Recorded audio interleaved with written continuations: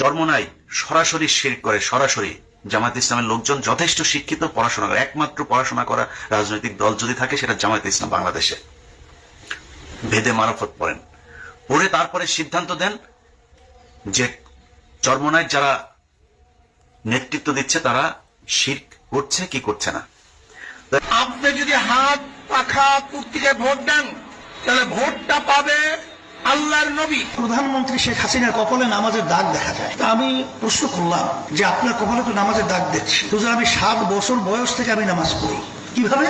বলে, হুজুর, আমি যদি নামাজ না পড়তাম আমার মা আমার জন্য ঘরে ভাত পাক করতো না। আমার মাকে আমাকে নামাজি বানাবার জন্য চেষ্টা করেছিল। সেই থেকে আমি নামাজ পড়ি, নামাজ সারিয়া গিয়ে আল্লাহর কাছে বলতেছি, ইয়া নবী আল্লাহ সাল্লাল্লাহু আলাইহি ওয়াসাল্লাম, আমাদের বাংলাদেশের পরিস্থিতি এই, শেখ হাসিনার পক্ষে যাব না খালেদা জিয়ার পক্ষে যাব।